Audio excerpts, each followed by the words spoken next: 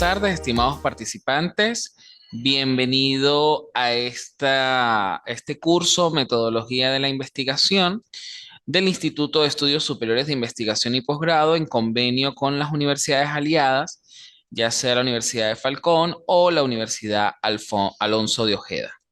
Quien les habla el doctor Marco José Roa Méndez. Allí pueden encontrar mi número de contacto, el correo electrónico institucional y también pues recordar a los participantes la importancia del uso del aula virtual para todo lo concerniente al tratamiento en función a las dudas o situaciones que se les vayan presentando conforme a lo que es esta unidad curricular. Como han podido evidenciar en la plataforma, ya encuentran el plan de evaluación. Además del plan de evaluación, tienen la primera actividad evaluativa que tiene como fecha de cierre el día sábado 17 de septiembre.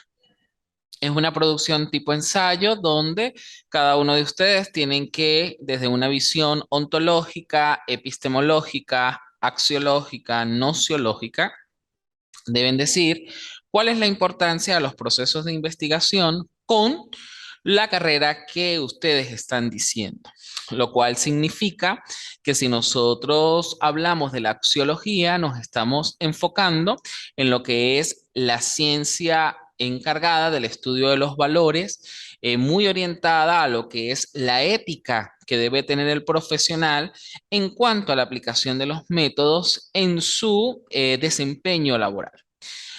Por otro lado, a hacer referencia a lo que es la nociología es ese origen del conocimiento que nos invita a verificar, a visualizar de dónde provienen cada uno de esos constructos referentes teóricos que nos van a dar esa secuencia o ese estado del arte en lo que sería los procesos de investigación en la carrera que ustedes están desarrollando. Si tomamos en cuenta lo que es la epistemología como la ciencia que estudia el conocimiento, mira la diferencia. La nociología nos ve el origen y ya la epistemología nos estudia el conocimiento. Razón por la cual ustedes pues tienen que hacer este abreboca, esta revisión de conceptos, preceptos, teorías, constructos que van enfocados a los métodos de investigación, sabiendo que una cosa es los paradigmas, otros los enfoques y otros los métodos. Y el método ya viene siendo la aplicación de un proceso determinado de acuerdo también al enfoque o al paradigma de investigación en el cual está inmerso el investigador. ¿Qué significa elaborar un ensayo? Allí, dentro del aula, van a encontrar también una guía que dice qué es un ensayo, cómo elaboramos un ensayo. El ensayo es una producción escrita de forma continua, la cual no lleva títulos, se redacta en tres partes, un inicio, luego un desarrollo y un cierre, quien le da esa visión de inicio, desarrollo, cierre es el uso adecuado de los conectivos, que son los que van a darle la secuencia lógica al discurso, invitando a la vez al estudiante a no sufrir del síndrome de la hoja en blanco, ¿no? Porque es que a veces el estudiante o el participante se siente como en esa ansiedad o en esa necesidad de poder construir ideas, pero partiendo del qué dirán o cómo lo va a ver el lector o de qué manera lo voy a desarrollar o si alcanzará las expectativas, nos lleva a plantearnos una serie de interrogantes y de dudas que en ocasiones pues puede convertirse en ese síndrome de la hoja en blanco. Por lo cual yo les invito a que comiencen a extraer ciertas ideas acerca de ese constructo o de ese tópico que se está estableciendo allí como una proposición que va a conllevar a la producción escrita que cada uno de ustedes va a elaborar.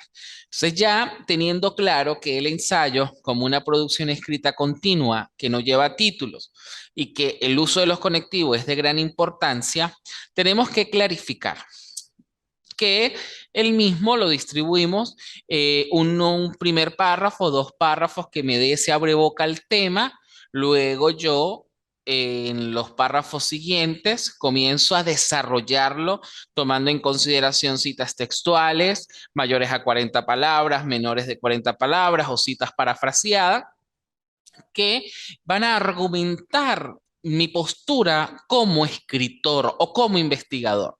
Y que además es importante que en la elaboración del ensayo cada uno de ustedes no caiga en ese vicio de citar muchos autores.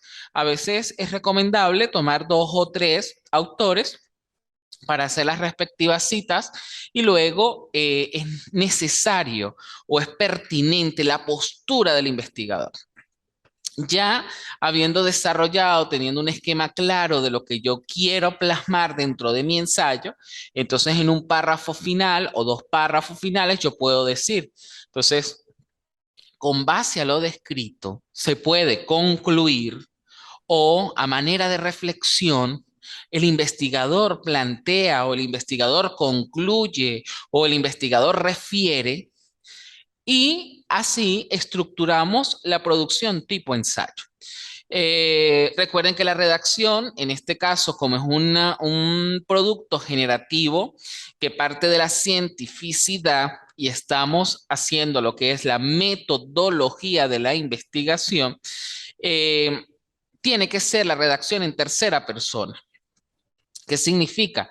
Que no nos vamos a apropiar del discurso cuando redactamos, porque a veces decimos, pensamos o pienso, sino se piensa, o buscamos, no, se está en la búsqueda, eh, siempre redactándolo en tercera persona para que el lector también pueda tener ese sentido de pertenencia y corresponsabilidad con el discurso escrito, que en el momento de que cualquiera pueda leer la producción elaborada por ustedes, la persona se apropia también del documento y sienta el interés y el gusto por leer. Entonces, esto es lo que corresponde a la elaboración del ensayo como primera actividad de evaluación.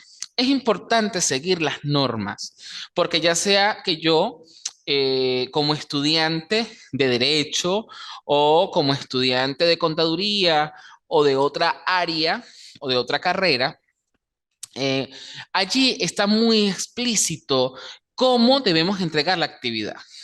Si no se entregan los formatos que están siendo solicitados, pues no tendrá no se recibirá el trabajo, no se evaluará el mismo, porque nosotros tenemos que saber que dentro de esa ética debemos seguir normas, patrones, que bueno, son establecidos por la sociedad, pero es lo que nos permite tener un mundo global sin anarquía, donde cada uno de nosotros, en función a lo establecido, vamos dando cumplimiento al proceso. ¿Por qué tal vez esta rigidez y que ustedes dirán que no va de la mano con los procesos andragógicos? Porque el profesional del derecho, si hace entrega de un documento en cualquier área, pongo como ejemplo área mercantil y no cumple con el formato que me establece a mí la normativa venezolana o el registro, pues me van a devolver 20 veces el documento. O si como contador público yo voy a presentar un estado financiero y no doy respuesta a lo que me dicen a mí las normas internacionales de información financiera, o voy a hacer una auditoría y lo hago no en función de lo que establecen las mías, pues tampoco va a tener la aceptación. Entonces, siempre tenemos que acostumbrarnos a los parámetros sabiendo de que, bueno, podemos ser creativos, podemos ser personas que utilizamos el pensamiento lateral, pero sí hay que respetar lo que se establece allí. Ahora bien, tomando en consideración lo que viene siendo la metodología de la investigación, nosotros tenemos que estudiar ciertos elementos que son de gran importancia. Hace un momento yo les indicaba que la metodología es eso, el proceso, el procedimiento, el cómo lo voy a hacer. Y cuando nosotros hablamos de procesos y del cómo lo vamos a hacer, tenemos que dar respuesta al qué, al cómo, al para qué, al dónde, a través de qué herramientas vamos a utilizar, pero debemos incluirlo dentro de un paradigma.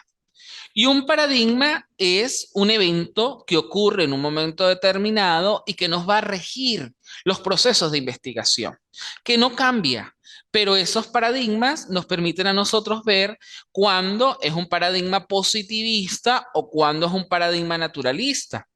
Cuando hablamos de un paradigma positivista, es ese que está dentro del método cartesiano, que es cerrado, que es medible, que es verificable. Ese método, o mejor dicho, ese enfoque o ese paradigma positivista es el que nos va a orientar hacia el enfoque de investigación cuantitativa, que es numérica, y que además de ser un paradigma positivista con un enfoque cuantitativo, es porque nos mide fenómenos. Usamos la estadística descriptiva, probamos hipótesis, hacemos un análisis de que cuál es la causa y qué efecto genera ese proceso. Además, nos permite a nosotros generalizar resultados, tomarlos con precisión, porque al ser medibles me permite a mí también predecir y que además conlleva hacia un método de investigación deductivo que va de lo general a lo particular. En cambio, si nosotros tomamos los paradigmas naturalistas que van muy de la mano con los enfoques de investigación cualitativos, que en vez de medir los fenómenos los va a explorar en profundidad y que además los vamos a conducir básicamente dentro de los ambientes naturales. Miren la diferencia dentro de un enfoque y el otro. El enfoque cuantitativo prueba hipótesis, utiliza la estadística descriptiva, porque es en función a ver numéricamente qué resultado tenemos y luego lo que hacemos es describir el fenómeno. En cambio, en lo cualitativo, nos vamos a conducir básicamente dentro de los ambientes naturales, pero partiendo de un método inductivo de investigación, es decir, que vamos de lo particular a lo general y que además nos permite a nosotros tener un análisis múltiple de las realidades subjetivas, vamos a hacer una profundidad de significados y vamos a contextualizar el fenómeno. Ahora bien, también podemos encontrar investigadores o autores que nos hablen de hacer un híbrido o una unión dentro de estos enfoques. Y nos explica que están las investigaciones mixtas, que son cual y cuantitativas, o las investigaciones complementarias. ¿Cuál sería la diferencia entre una investigación mixta y una complementaria? Que la investigación mixta nos invita a utilizar en la misma proporción los enfoques de investigación.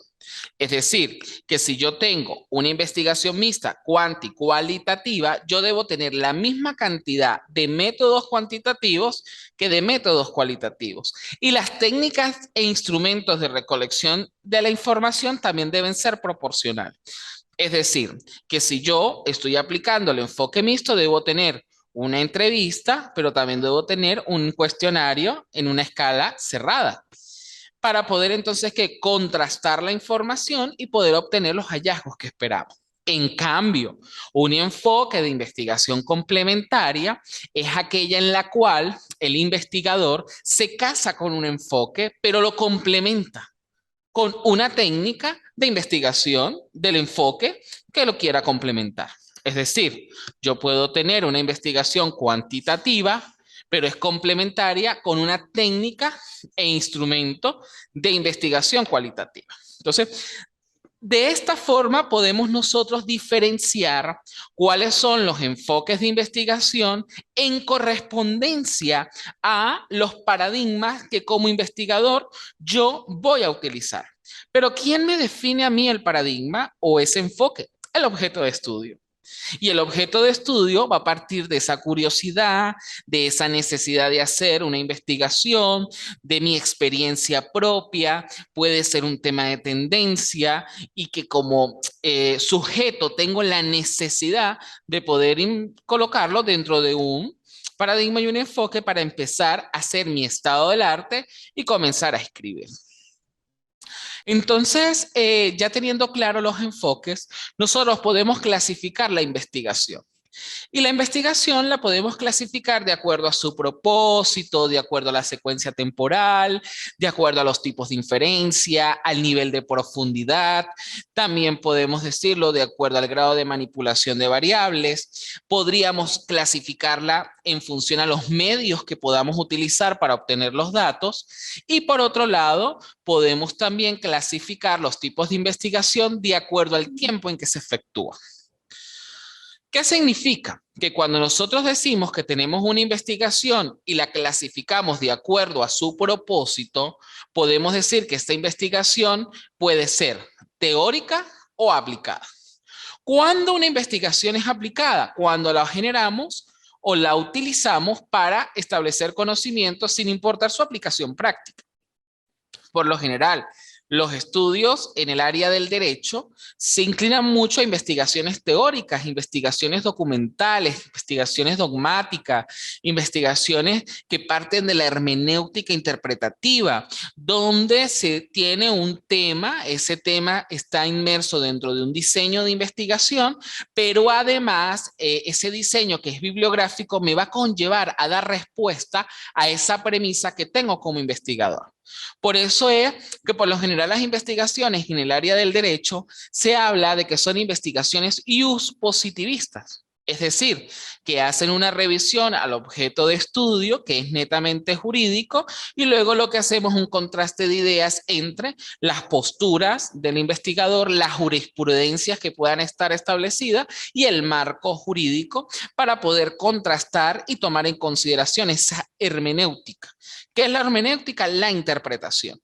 ¿Cómo interpretamos? Porque es que la norma puede estar establecida, pero está sujeta a esa hermenéutica o a esa interpretación que pueda darle el sujeto y que en consecuencia hablamos de una jurisprudencia aunado a que las instituciones como el Tribunal Supremo puede dar su respectiva interpretación dentro del marco jurídico.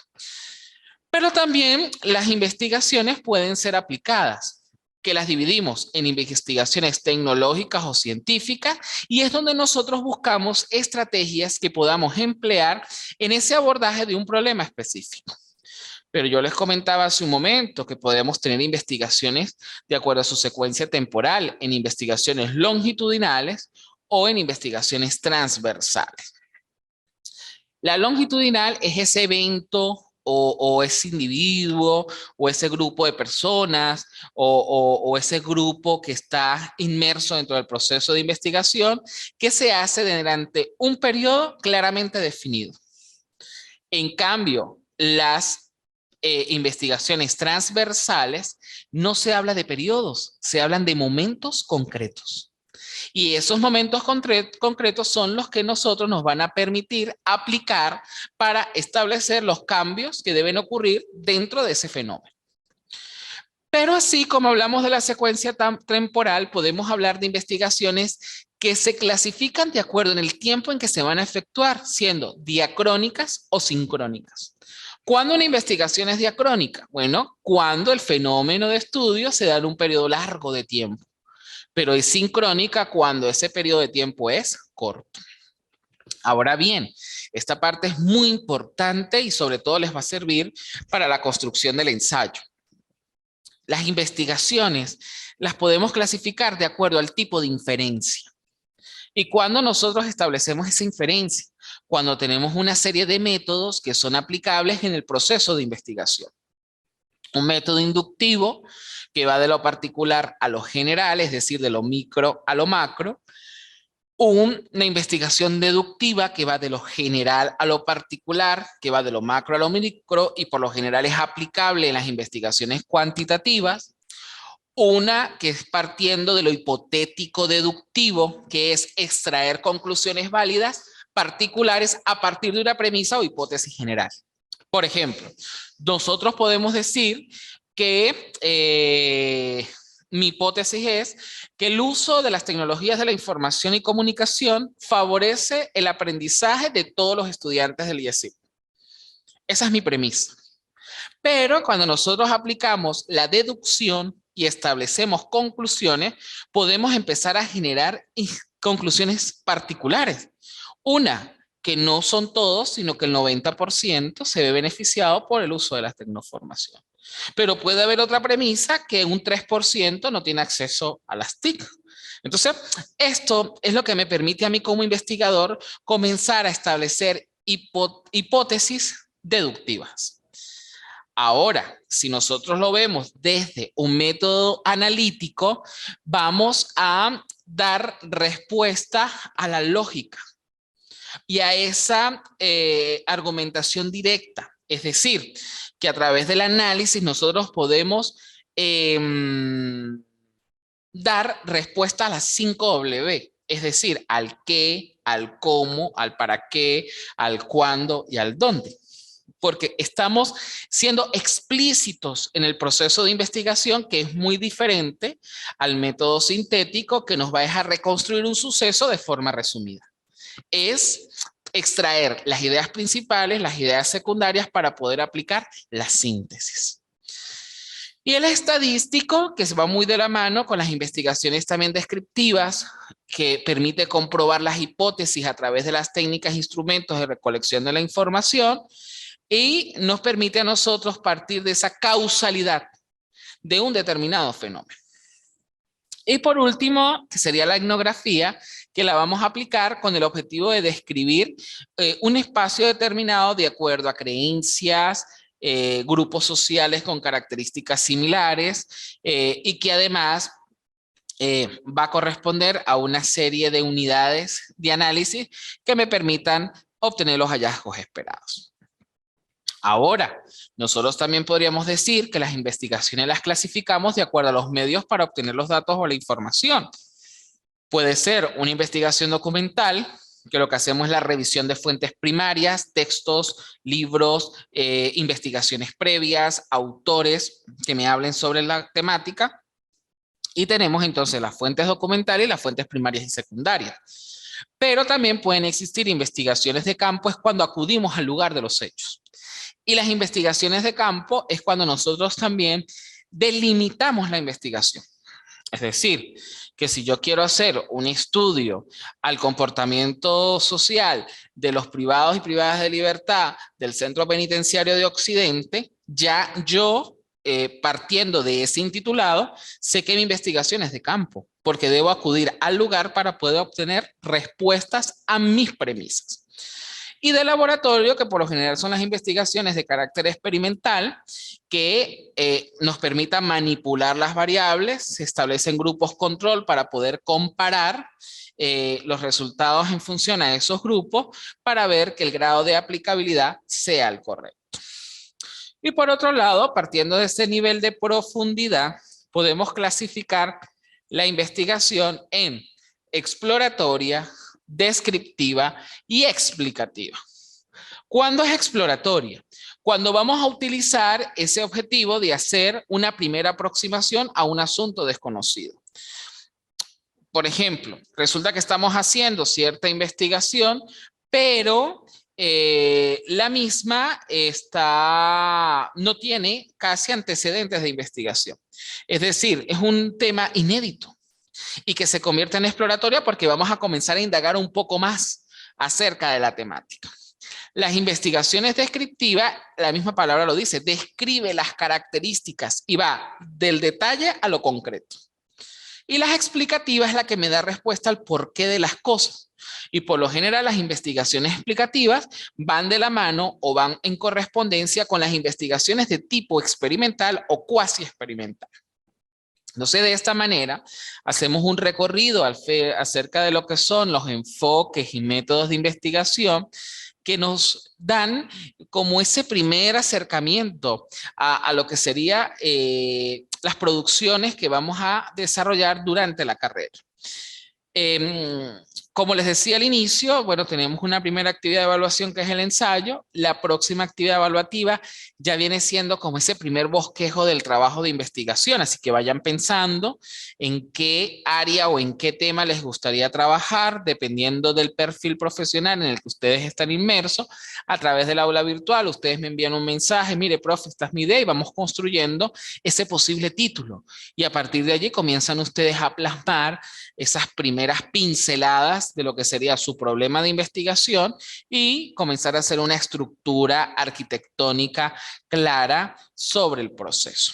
Veo, bueno, de esta forma, pues hago cierre de lo que sería este primer encuentro sincrónico sobre lo que son los métodos de investigación, de lo que sería la metodología, y bueno, invitarlos a que sigan creyendo en esa capacidad que tienen ustedes de construir y que dejemos a un lado también el síndrome TMT, porque todos los profesionales siempre tememos al trabajo de grado y realmente es un proceso que nos invita a nosotros plasmar ideas, generar cosas nuevas y construir conocimiento.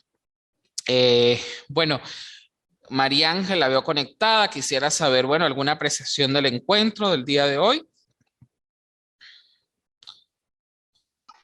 Buenas tardes, profesor. Sí, estoy aquí activa. Entré un poquito tarde a la reunión. Vale, María Ángel. Esto, sí, efectivamente, la invito a que vea los primeros minutos de una explicación acerca de cómo vamos a construir el ensayo, los elementos claves para la construcción de ese ensayo. Sé que la fecha que está en plataforma es hasta el 17, sin embargo, voy a dar una extensión hasta el 24 de septiembre porque el calendario académico tuvo una modificación y pues siempre es en beneficio de la población estudiantil. No sé, Eva, ¿alguna pregunta, duda? Ah, bueno, muchas gracias entonces. Bueno, de esta forma pues doy cierre a este primer encuentro sincrónico. Estoy atento a cualquier pregunta que tengan ustedes y bueno, desearles una feliz jornada.